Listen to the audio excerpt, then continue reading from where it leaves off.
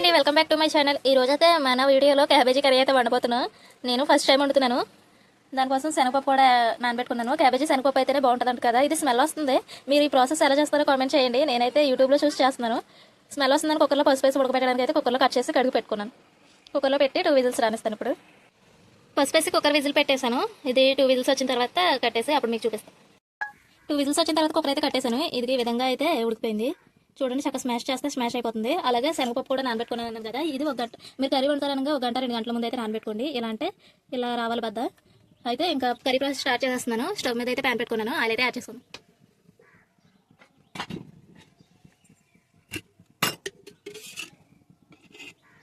Oil add చేసుకుంటున్నాను. Curry కావాల్సినవి కూడా కట్ చేసి పెట్టేసుకున్నాను. ఉల్లిపాయ, పచ్చిమిరపకాయ, టమాటా, అల్లం పేస్ట్ అనేది కొట్టుకున్నాను. మసాలా కూడా ఫ్రెష్గా కర్రీ అయ్యేటప్పుడు కొట్టుకుంటా. ఇప్పుడు ఆయిల్ అయితే హీట్ అయిపోయింది. ఉల్లిపాయలు అయితే యాడ్ చేస్తాను. ఉల్లిపాయ, పచ్చిమిరపకాయలు యాడ్ చేసి గోల్డెన్ బ్రౌన్ కలర్ వరకు వేయించుకోవాలి. నేను కర్రీ కొంచెం స్పైసీగా ఉండాలని మీకు పచ్చిమిరపకాయ అయితే వేసుకుని స్పైసీ తగ్గట్టు వేసుకోవాలి.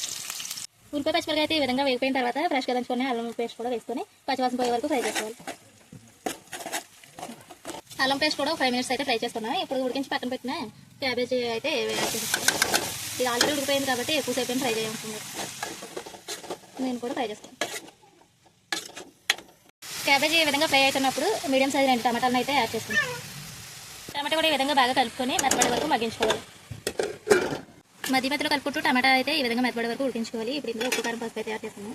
కర్రీకి సరిపడా ఉప్పు అయితే యాడ్ చేసుకోవాలి. అలాగే కారం మీ స్పైసీనెస్ తగ్గట్టు యాడ్ చేసుకోండి. అలాగే ఆల్రెడీ ముందు పసుపు వేసి ఉడకబెట్టాం కాబట్టి కొంచెం మంది పసుపు అయితే యాడ్ చేస్తాం.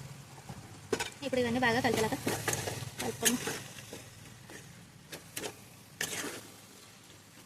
ఇప్పుడు ఈ ఆకు అనేది ఉప్పు, కారం, పసుపు బాగా పట్టింది కదా. ఇలా 5 మినిట్స్ కలుపుకొని వాటర్ అయితే యాడ్ చేసుకుందాం. ఇప్పుడైతే ఇందులో వాటర్ యాడ్ చేసుకుందాం.